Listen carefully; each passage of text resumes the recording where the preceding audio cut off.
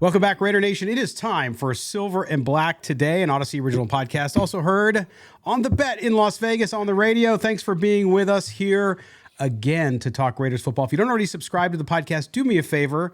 Just hit subscribe wherever you get your audio. Put on the auto download so you don't miss another show. Thanks for being with me, but it's not just me. I bring in my broadcast partner. That, of course, is my good friend. He is the national NFL writer for Bleacher Report. And you can also catch him on his Bleacher Report Lives, which are occasional. We just had one on Monday. If you missed it, you missed it. But Midtown Mo was in action again. Yes, Midtown Mo. Hey, look, it's Midtown Mo. Yes, he was in rolling, and I got some umbrage with some of the things he was talking about, questions he was answering, which we're going to get into now. Mo, how you doing? Pretty good. As you said, I was it took you a minute. I was doing my Midtown thing today. Yeah. Back in action after not being seen for about 10 days, but oh yes.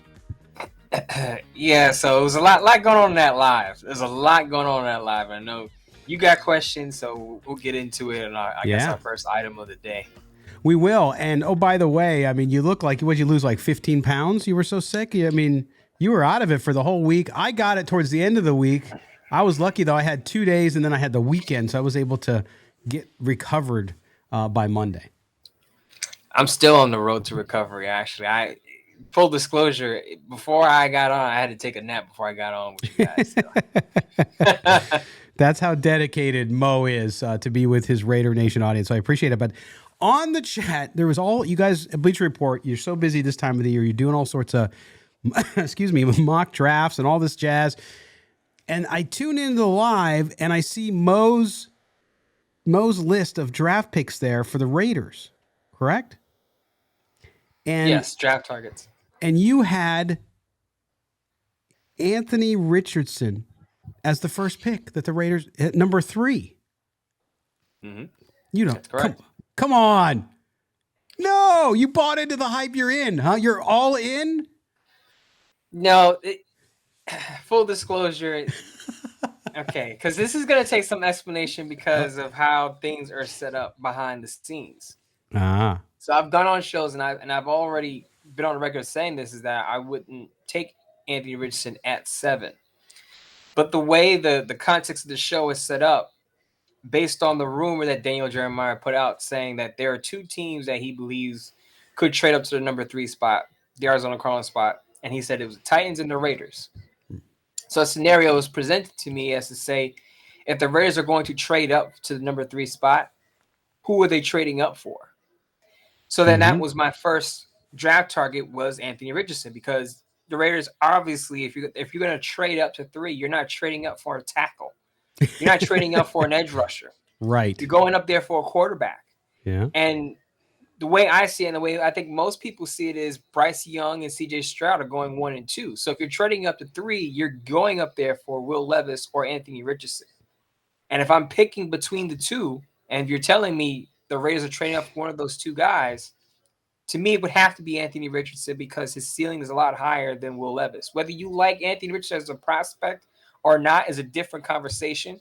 But if you're a team that's swinging for the fences at a quarterback that could be greater than the rest of the quarterbacks left on the board, you're swinging for Anthony Richardson because of his traits. Yeah, I hope that's not true. I hope that doesn't come to pass, I should say. But no, the methodology and the mindset of the scenario you were given, I understand that. I still wouldn't take him because amazing talent, but it is, you talked about a big swing. It's not just a big swing. It is a massive gamble because the young man is incredibly talented. And everything I've read and seen, a good young man too. So there's no character issues and all that stuff. So you want to kind of root for him. But I know we differ on the Will Levis thing. I wouldn't take Will Levis at 3rd either, by the way. I wouldn't take him there. I wouldn't take either one of those guys at 3. But so there you go. Go ahead. Scott would blow off the whole live stream. He wouldn't answer the question. He would just say, I'm going to walk off the set because I'm not going to make a choice. Well, if they didn't give me my smoothie, I definitely would walk off the set. But no, what I'm saying though is I hope, I don't think, and again, you look at this class, including Anthony Richardson, including Will Levis, and to me, I just don't see with the needs the Raiders have. And I get that's the scenario you were given. So that's why I was giving you crap about it at the beginning. So you could talk about it and let people understand. But to me, with all the defensive needs, I would just, if I can't get in the top three and know that my guy's there, meaning if CJ Stroud is there or Bryce Young is there, then I wouldn't do it. I would just back off, take the best player I can get at 7, or even trade down, because you got to fill that defense out. And I think the guy that's being slept on the most now out of all of the quarterbacks, and you can get him later, is Hendon Hooker. I still believe it. I know the age situation, the knee injury, but I will tell you that Hendon Hooker will play in a game, I believe, before Anthony Richardson will, even with the knee injury, because I think he's more ready for the pro game. I think it all depends with Hendon Hooker where he goes. That's true. Because I actually also put out a column on Hendon Hooker, and I had the one thing I will say about Hendon Hooker is that when you play in Tennessee's offense and you're playing in a wide open up tempo offense, that type of offense doesn't exist in the NFL. Not in its entirety. So no way. No, yeah, absolutely.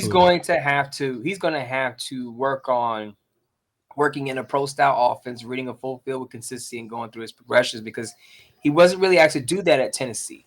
Now, he had a smart answer at the combine. He said, well, I can't help it if my number one receiver beats the other defender. I'm going to throw to him. His number one receiver being Jalen Hyatt. So Hyatt, yeah. In the NFL, he's not going to have the same free leeway as he had on the collegiate level, and he's going to have to adjust to, again, a pro style offense. Now, you can put some of those collegiate concepts in the offense to help his learning curve.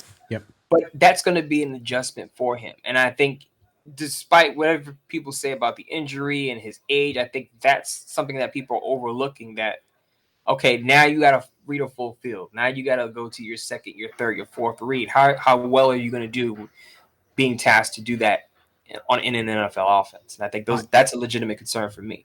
I agree. I think it's a massive concern for all of the quarterbacks, sans maybe CJ Stroud and a little bit of Bryce Young, because Anthony Richardson, as great as he is from a talent and a pure skill perspective, has trouble with that too. And I know you talked about on your live, you watched the last 4 games of Richardson's season, and you're right, he did improve significantly. And I think that's why you hear him in this conversation now, because he finished so strong. But I still think, though, I'm not as convinced on any of these quarterbacks other than CJ Stroud, because I just think that I watched him the most, I think. So I feel like he's going to be pretty good in the right system, to your point. So we'll have to see how that goes. Now, we're going to get into the draft today, by the way, on the show. The next segment, we're going to talk about the defensive linemen available in the draft. We're going to give you some names to watch out for the Raiders as our draft coverage begins here in April all the way up to the draft. And then in the final segment, we'll get into linebackers. Oh, yeah, those. Yeah, the Raiders haven't had one in a long time. So we're going to talk about who's available out there. But, Mo, another story that's starting to make the rounds here, and it does have a little bit to do with Anthony Richardson, is that we're hearing the rumor now that the Seahawks are interested in trading with the Raiders. There might be a swap of picks here, and it's because they might want Anthony Richardson.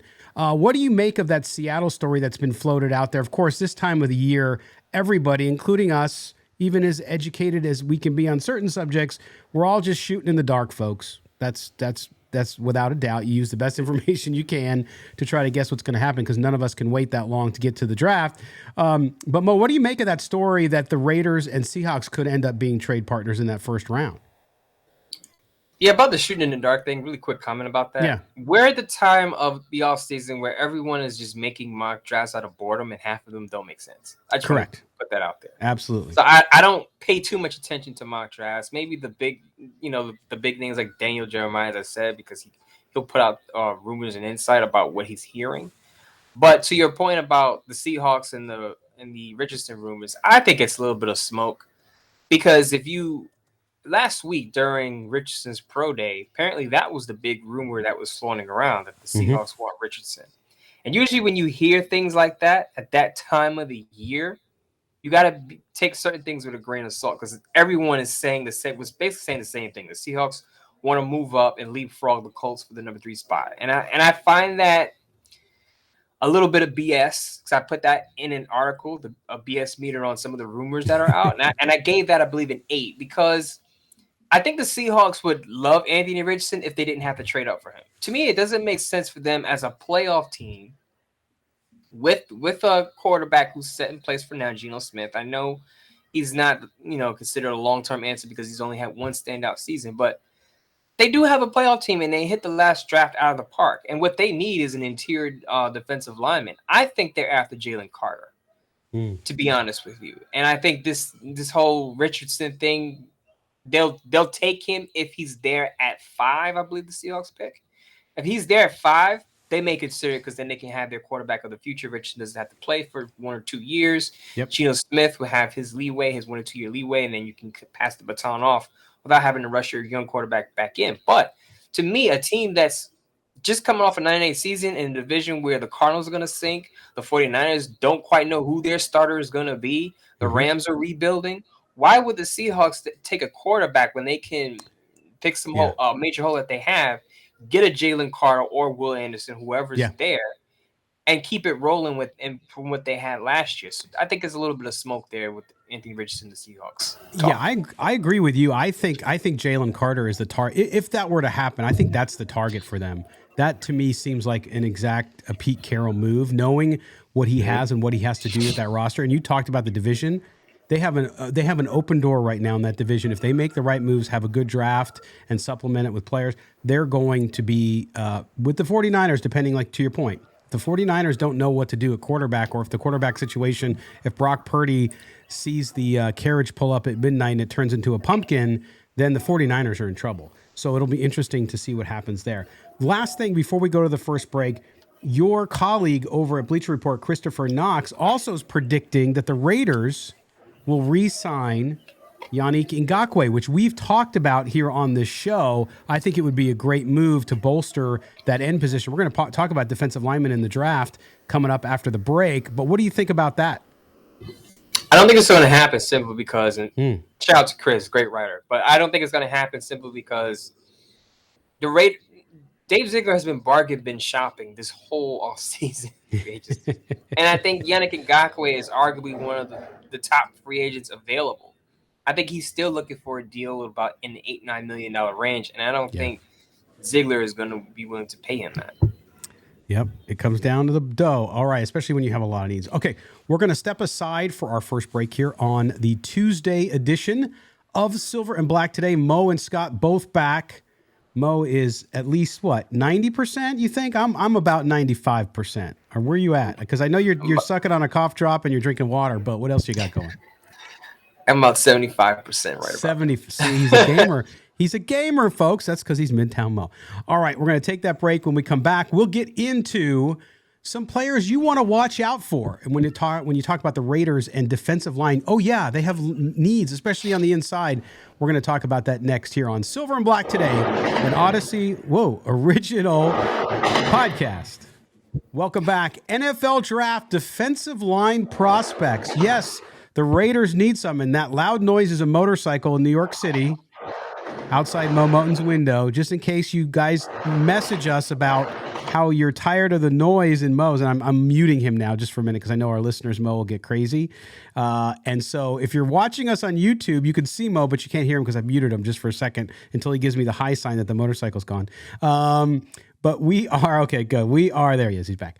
We are an Odyssey original podcast covering the Raiders. If you don't subscribe to the show, please do so wherever you get your audio, and hit on the auto download so you get the show whenever it's new. All right, Mo, now that Evel Knievel has left the vicinity, we're here to talk about defensive line prospects for the Raiders. We know the need that Las Vegas has up front. It's needed it for years. It addressed the end position with Max Crosby, one of the best picks the Gruden-Mayock group did in their time leading the Raiders.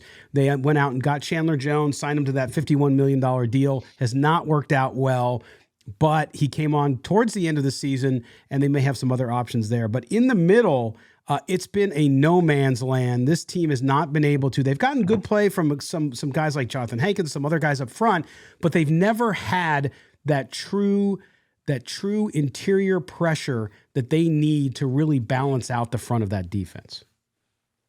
And they need it. This is why the Jalen Carter conversation is so hot within Raiders Twitter right now, because he would be perfect for what the Raiders need right now. Right. But I just, one, I don't think Jalen Carter is going to be there at 7. And 2, if he's there at 7, I don't think the Raiders are going to pick him. I'm not saying I believe in Vic Tafer's sources over Vinny Bonsignore's sources, but I just don't feel like the Raiders want to go down that road, their first pick, knowing what they went through with, well, not they, but what the previous regime went through with Henry Ruggs and Damon Arnett. I think they want a guy who's got pretty much a clean record, because Josh McDaniels did say something about players doing the right things on and off the field, and I think that's something that people need to pay attention to. But I will say that other than Jalen Carter, if Jalen Carter is not the guy for the Raiders, even if he is there are some guys that are going to be on the board that can help him in that 3 technique spot. Yes. So let's talk about some of these guys, and I'm going to throw in some other names too of players that have talent, whether or not they're 3 tech or not. We'll get into it, but let's go through some of the prospects. I want to you sent me a few of your top guys. Let's start with if you're the Raiders and you're sitting there, is there a guy outside of Carter that you're taking in that first round at 7? Or do you feel the players that you've picked out as good fits for this Raiders team could be had later? Kalijah Kancey out of Pitt is probably the only player that I have down here as a defensive tackle that I would take in the first round. Now, he's probably going to go I'd say he's going to go in the 16 to 25 range. So he's more of a trade back option. I wouldn't take him at 7. I just want to be clear. I wouldn't take Kancey at 7. Mm-hmm. But if the Raiders are going to move back 8 or 9 spots, I think that's probably more of his range. People are comparing him to Aaron Donald because Aaron Donald also went to Pitt. I don't see him as that type of player, but I think he could be a pretty good first-round talent that can get you about 6, 7, 8 sacks as a rookie. The other 2 guys that I have listed, Tui Palatu out of USC is a guy I've talked about a lot on this show. Of course, his height weight is a little odd for a defensive tackle, but I think if he gets to about 275, he can play the 3 tech position. You can get him in the second round. The last guy I have is Siaka Ika, which is he's not a 3 technique. He's more of a nose tackle. Right. So he'd be more of a replacement for Jonathan Hankins, who's now with the Cowboys. Now, Neil Farrell had some interesting tweets over the past week, and I feel like he feels like he's ready for a jump. They also drafted Matthew Butler, who I think is more of a 3 tech. But I think if you get Ika out of Baylor and you want a run stopper right away, you can plug in. He's about 330 pounds. He's the guy to pick up. But again, he's another day 2 pick. Yeah, I think you're right. At the 3 tech, there's no question. There's a guy there though too that I don't know. He's not a 3 tech. He's not that player. But Brian Breesy is another kid, the kid out of Clemson. And I know Raider fans are going to say, "Oh, not another Clemson defensive lineman in the interior." We don't want, or on the end, we don't want that either. But when you look at Breesy, what he's done, and of course he had ACL his junior year. Coming into 2021 and then 2022, a good season. Is that a guy too that, he's projected to be a top 2, right behind Jalen Carter. Is he a guy you take at 7?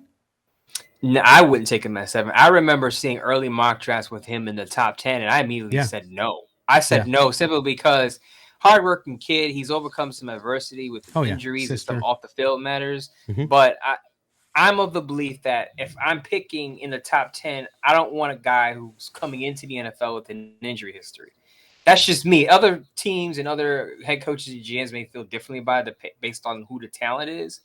But if I'm picking top 10 and I'm 7, if I'm the Raiders, I don't want a guy who, again, comes into the league with a decent injury history, because this is my theory. Guys who get hurt in college don't get a lot healthier on the pro level. Usually those injuries linger on and it follows them throughout their career. So Breesy to me is more of I would say in the 20s. I think he's going to go in the 20s. Yeah. But I've seen some mock drafts of him in the top 10. I've seen him in the 10 to 15 range. He does fit a need for the Raiders, but I'm just not high on Breesy as much as other people are.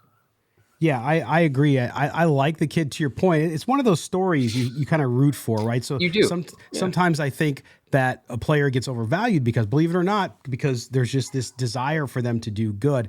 Another guy I like, and again, we're talking about well, give me another interior defender that you might want to put on the radar for Raiders fans to look out for, especially I think in that, to your point, in that second round. Javon Dexter, I believe. Dexter. Some people Yeah. Dexter is the guy that a lot of people like. I'm going to do a lot more looking at him because he wasn't really on my radar. Yeah. But he's a popular day two guy. If there's somebody that you want to dig into and have an alternative to a guy like Cansey or Talap Tui out of USC. But other than that, it's just if you're the Raiders, I think you want to tackle that position early. Yeah. Yeah.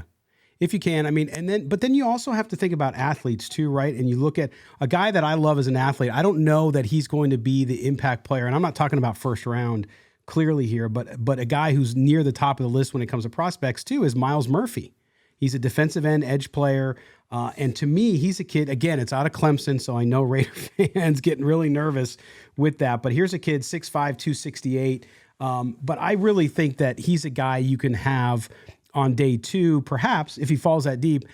And he's a guy that at edge might take him a year to kind of get it, almost like you saw, I think, with Max Crosby develop into a better player. Have you studied or seen much of Miles Murphy? I've looked at Miles Murphy a lot early in the offseason. Yeah. I have him listed as an edge. That's why I didn't talk about him in this sense. But I feel like in some packages he can kick inside. He's big enough where he can kick inside and be, a 3 technique on certain downs, certain packages.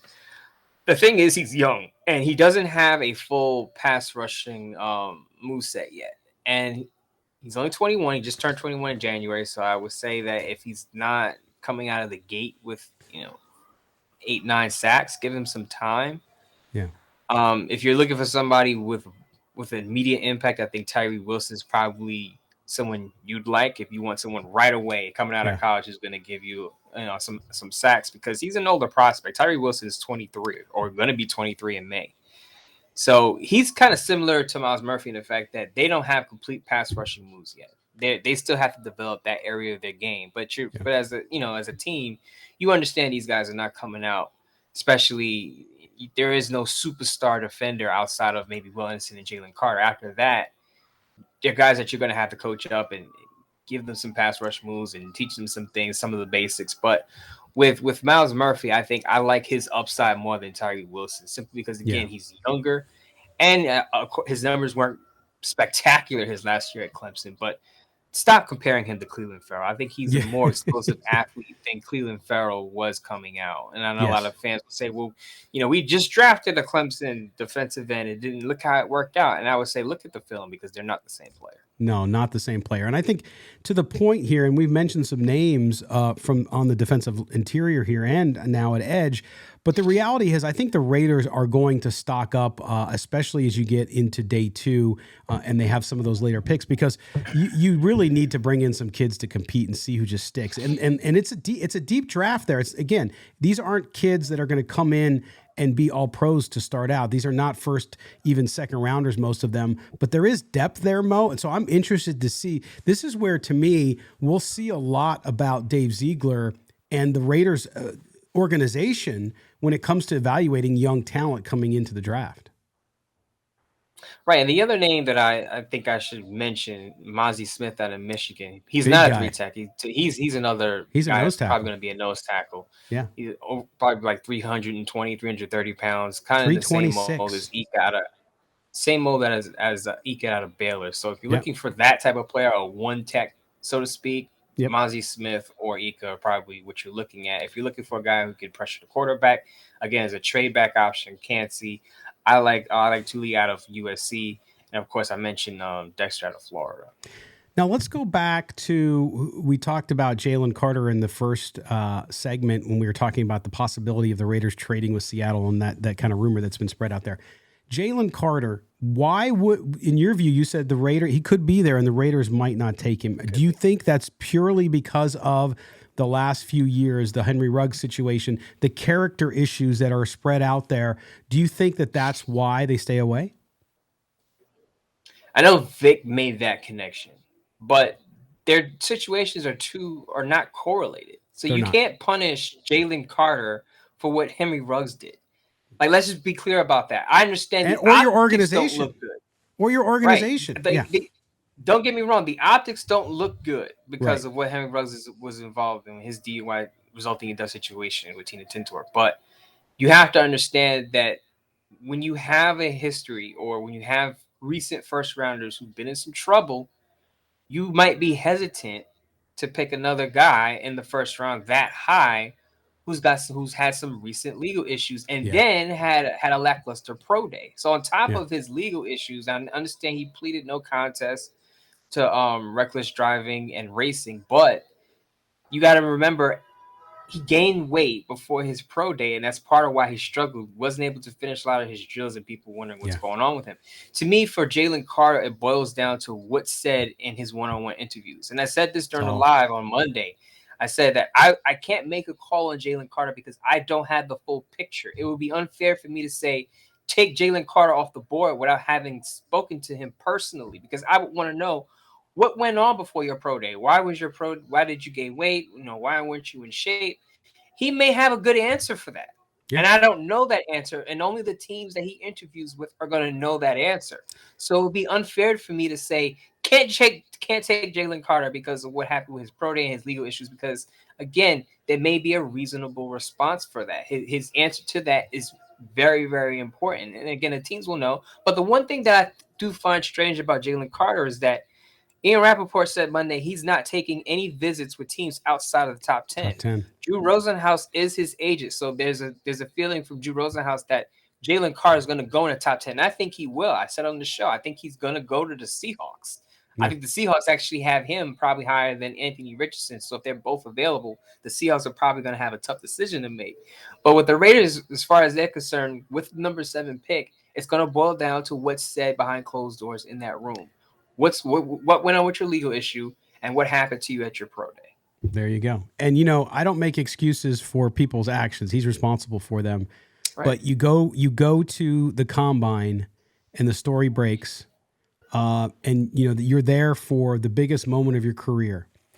And so I could see why he might have been overweight and not focused at his pro day. And to your point, if they have the conversation with him and he says, hey, listen, I was out of my head. I didn't know what was going to happen. I was worried about my future. I felt like I got sunk at the combine. And so, I took my eye off the ball. I'm human. Exactly. So we'll have to see how it all nets out. But that's going to be one of the fascinating stories in the top of the draft and what's happening. But for the Raiders in the defensive line area, they have got to get talent there. And we're just giving you this quick preview. It's not the last. We're going to go deep on some of this with some guests we got scheduled coming up here very soon. But we wanted to start to touch on these, give you some names to watch. And Mo had some there too as well. So we'll do that. Next, we're going to do linebackers today. We're going to get into that here in the final segment of Silver and Black today. By the way, make sure you follow Mo on Twitter if you don't already, at Mo Moton, MoEMoton. I am at LV Gully, and the show is at SNB Today, where you can find that. We certainly appreciate the follow on Twitter and always appreciate the conversation. All right, the final break. When we come back, we'll talk about linebackers, give you some names there as well. And linebackers have changed. Some linebackers today are kind of a hybrid. They can play on the end. They can rush the passer from that end position. They can play back and move almost as a safety. It's a crazy time in the NFL, so we'll talk a little bit about that as well. You're listening to Silver and Black Today, an Odyssey original podcast. Don't go anywhere. Welcome back. Silver and Black Today, an Odyssey original podcast. Also, you hear us on the radio on The Bet in Las Vegas. Thanks for being back with us, everyone in Raider Nation. Scott Branson and Mo Moton back with you. If you don't already subscribe to the show, make sure you do. Wherever you get your audio, just look for Silver and Black Today. Subscribe to us. If you're watching us on YouTube, good to see you again after a short week last week with the two of us being under the weather. So we appreciate you guys being back in there and active in the chat as always. So thank you for that one. And we are back talking NFL draft. Mo, we're going to talk about linebackers. And we have mentioned linebackers on this show for the last, 8 months. And the Raiders' inability to have linebackers that have great impact. Give me first your overall assessment of this linebacker class as far as its depth. We talked about defensive line is actually pretty deep when you look at opportunities for players going into the third, fourth round, even. With linebackers, is it the same way, or are we looking at a more shallow class? Much more shallow class. I mean, I will say that if you're looking for that complete 3-down linebacker who's going to be a Pro Bowler or All Pro in his first year, I don't think that exists in this class. The running thing with this linebacker core is a lot of these guys can probably line up off the edge and give you some pass rushing numbers, which is good.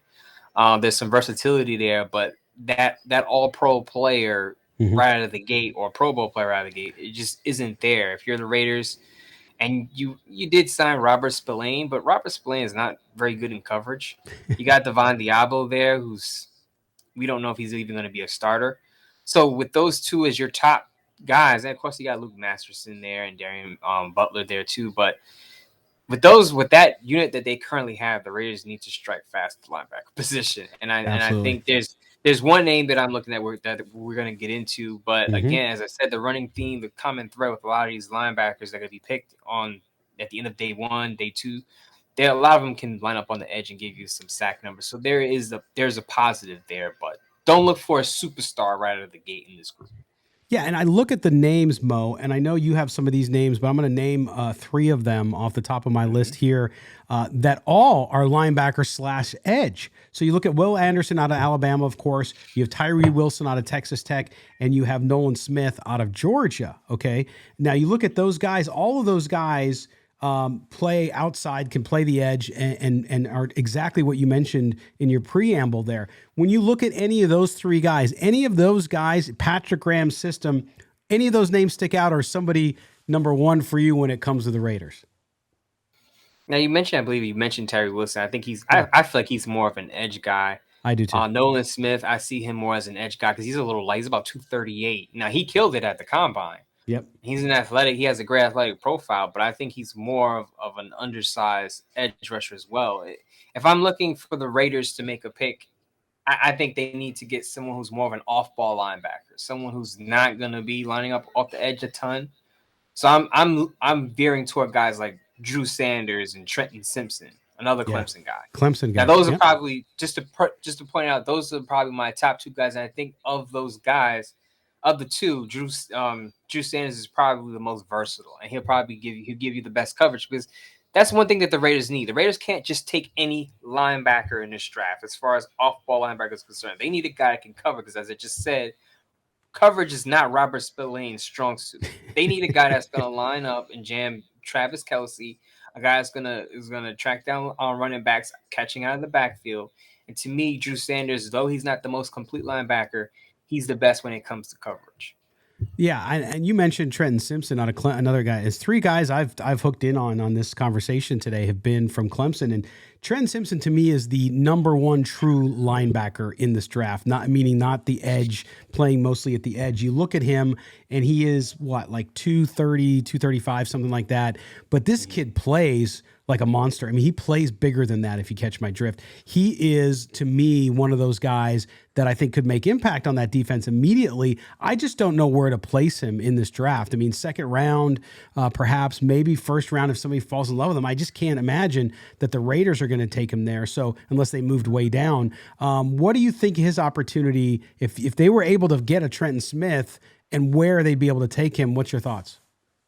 The good part I'll say about Trenton Smith is that he can play inside and outside. Now, He did, when he played inside this past season, some of his run angles were a bit questionable.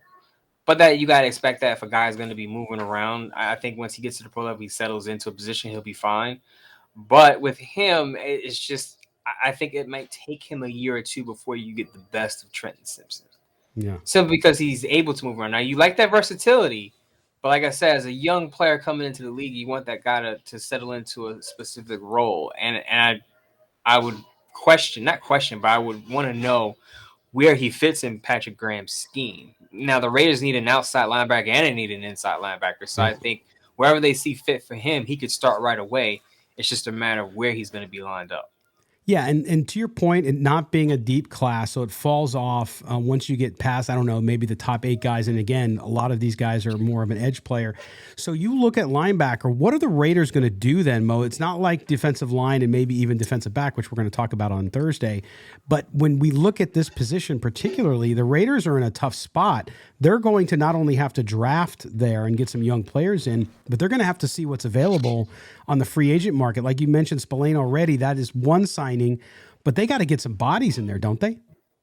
I would still ask the Ravens what they want for Patrick Queen. I've been screaming this for the past 4 weeks. Call the Ravens, ask them what they want for Patrick Queen. I know people say they're not going to trade Patrick Queen. And I'm like, why not? Because you got to understand, they just paid Roquan Smith a 5-year, $100 million deal. Teams don't pay 2 off-ball linebackers big contracts. Yeah. So Patrick Queen, eventually, he's good. They're going to move on from him because they're not going to invest that much money in the inside linebacker position. So to me, guys are traded every year on draft day. Last year, we saw A.J. Brown get traded from the Tennessee Titans to the Philadelphia Eagles.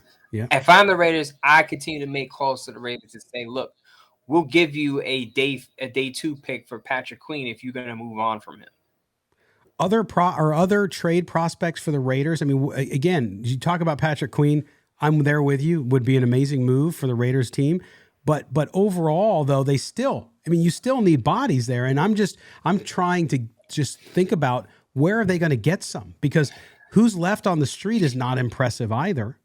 And so now it's going to be tough again, unless they get out and they're able to get a Patrick Queen, be able to get a pretty good young college player that at least comes in and is able to play some significant downs. It's going to be tough for that unit again this year. You're not going to rebuild the defense in one season.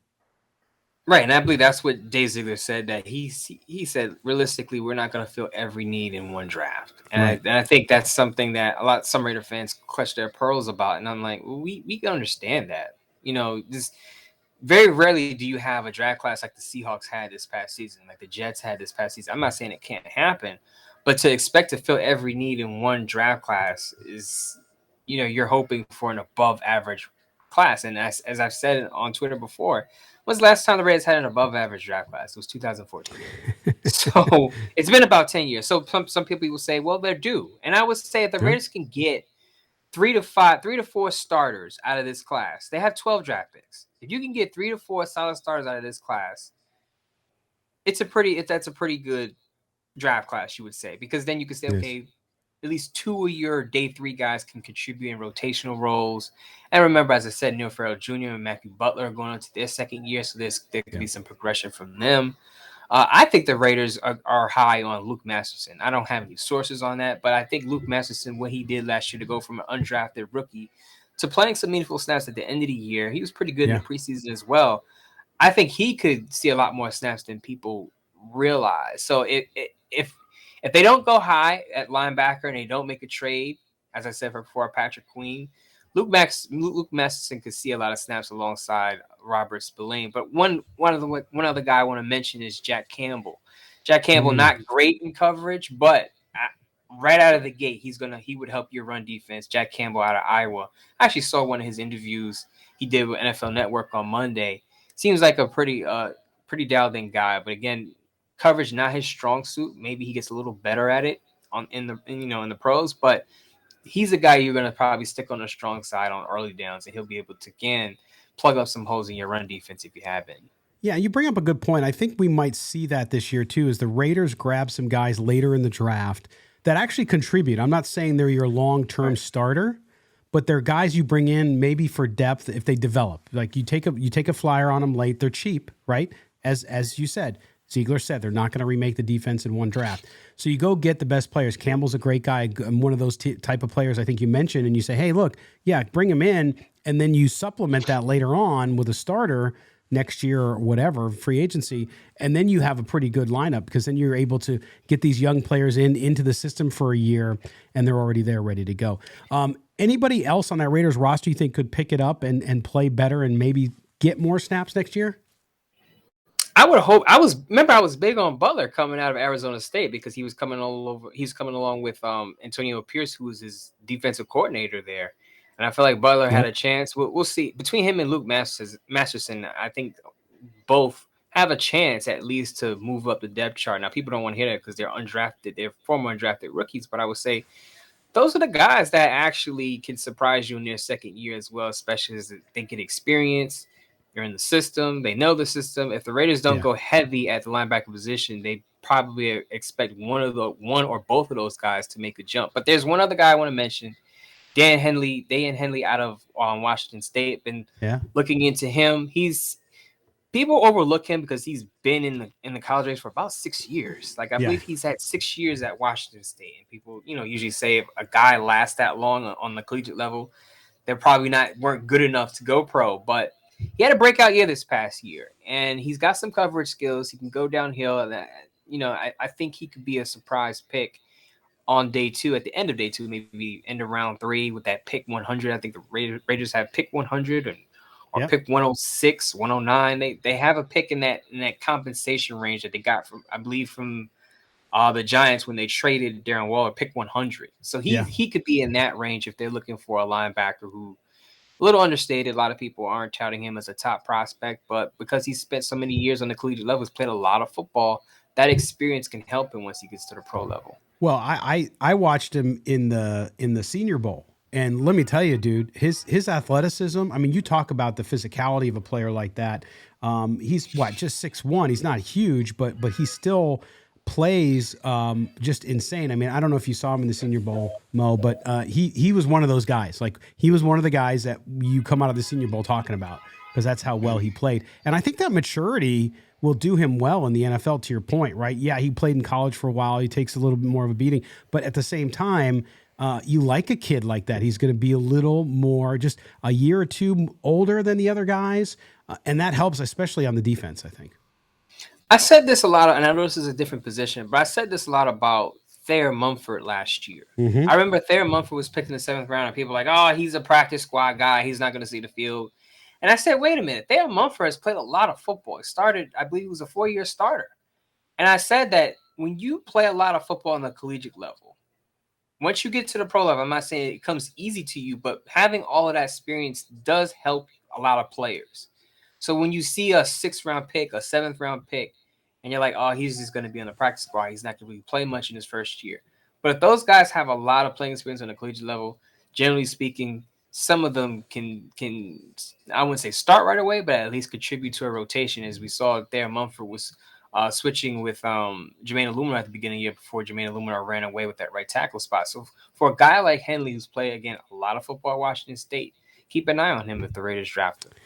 Yes, and I'll tell you what, too, the interesting fact about him is when you look at Henley, he is a graduate of Crenshaw High School in Los Angeles. Of course, Crenshaw High School, you guys know Crenshaw High School. You think of some former NFL players that have been there, some hip-hop artists, Ice-T. I mean, you name it. You go down the line. So Crenshaw High School, he comes from a football powerhouse in Southern California, too. Great ad there, Mo. Great player. I forgot about him, but he is a guy that impressed me a lot in the Senior Bowl.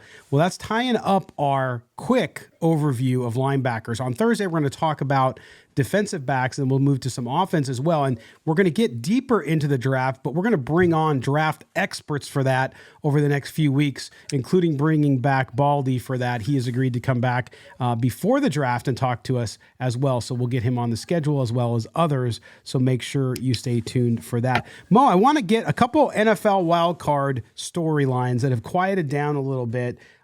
The situation with Lamar Jackson. We're now hearing Lamar Jackson, he doesn't want all of his contract guaranteed. He just wants the guaranteed money up front that Deshaun Watson got.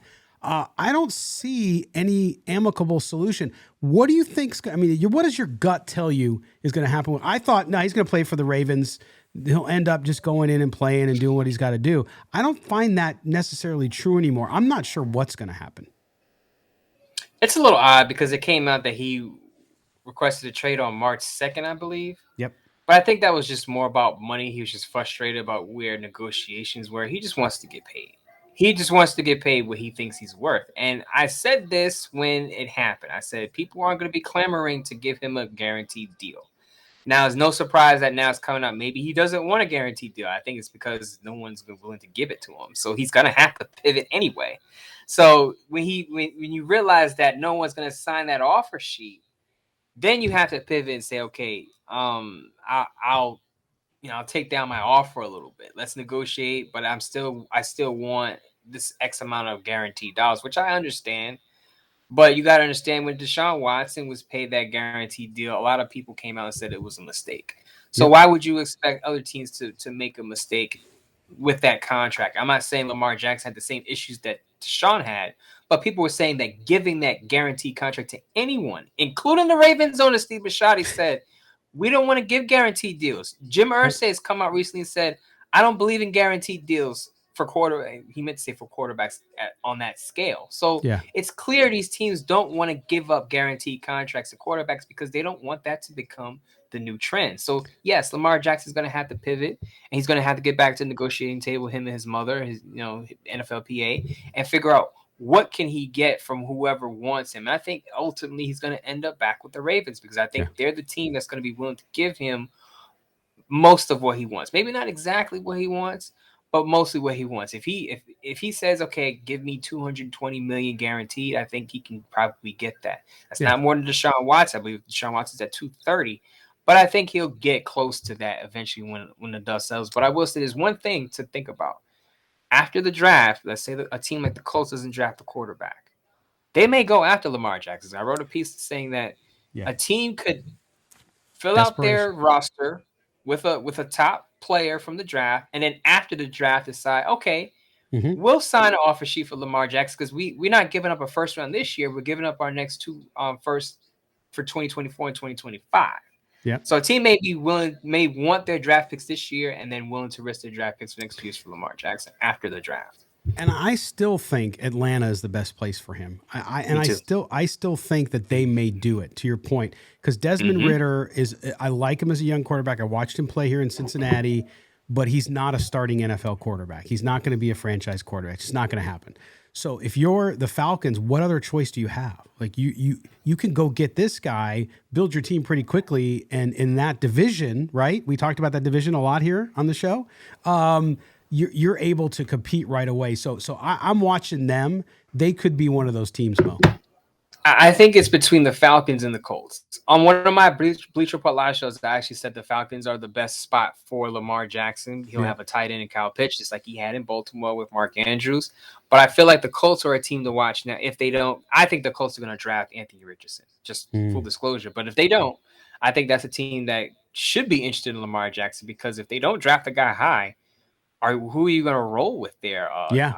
People love Mr. Mustache, Gardner Minshew, but let's be real. He's not. Gardner Minshew is not the future. He could be a good placeholder. Exactly. But if you're picking between Minshew and Lamar Jackson, it's not a placeholder, a guy who can win you 2 or 3 games during the season when there's an injury. Absolutely. I mean, he's a good role player quarterback that way. So you can I don't know. He's not quite the modern version. I shouldn't say modern. The present version of Fitzmagic, but he's close. Like that's what I think. That's what I think he's going to be. I think he's able to. He's going to survive forever because he does enough that you want him as your backup. So it'll be interesting. But yeah, I know that Irsay is talking the big game. But yeah, when they get to the position where if they don't get Richardson or whoever, Levis or whoever they're trying to get, then they might have to settle and figure it out, and it could be Lamar Jackson. So that's good.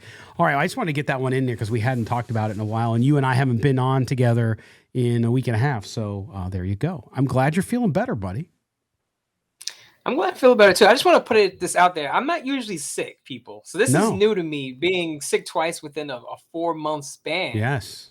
And it's just, I think it's just the schedule is finally breaking down my immune system. So Mo's gotta suck up some more vitamins and drink a lot more water, so I'm available to you all. But I'm barely ever sick, so I'm in new territory right now. Yeah, dude. I tell you, I was telling somebody today at the office. I said, listen, because I had it towards the end of last week, but mine was much more of just a head cold. I wasn't as sick as you were, but it was two rough days. And I had COVID in December, and I had it last July. And before that, I literally had not been sick other than, a minor cold or something like that in years. And so I feel you, man. It's like all of a sudden 3 times. And by the way, I guess the flu this spring is worse than it was in the winter time when it's usually flu season. So go figure, man. It got you. And you're there in New York City where you got people right on top of you all the time. So not a surprise. But, and you work your tail off, and that wears down your immune system. So we understand it. But we're going to come back on Thursday. We're going to talk about defensive backs and cornerbacks and safeties in this draft. One of those positions is deeper than the other. So we'll get a little bit into that and give you some names, as well as get into our mailbag. I'm sure we'll get a slew of new mail giving Mo advice on vitamins and other smoothies that will boost your immune system with like echinacea and vitamin C, like some orange and strawberry and all this kind of stuff. So I'm sure you'll get some good stuff. Ridiculous. I'm about to turn 37. All of a sudden now I'm a sick old man now overnight. It's ridiculous. Oh man, no, you're our man and I love it. So that's good. Well, that's going to do it for the show. Mo, thanks for being here as always, my friend. I'm glad, even though you're 75%, we'll take 75% Mo over 100% anybody else. So thanks for being with us, buddy. Of course. I could do it for the fans. Live shows, Silver and Black today here, do it for the people. You're a man of the people. You're a man of the people. Wow. Gotta love that. All right. Well, that's going to do it for the show. For our producer, David. Oh, but before we go, I got to mention, subscribe, hit auto download. If you're on YouTube, also hit subscription. And don't forget the notifications bell so that you get notified whenever we have a new video. Again, show Thursday. We're going to go through cornerbacks and safeties, as well as get to your mail and other items from the news. From our crack producer, not our producer on crack, but our crack producer, David Stepanian. For Mo Moten, that's a mouthful. I am Skunkle Branson. This has been Silver and Black Today, an Odyssey Original Podcast. We'll talk to you guys next time. Thanks.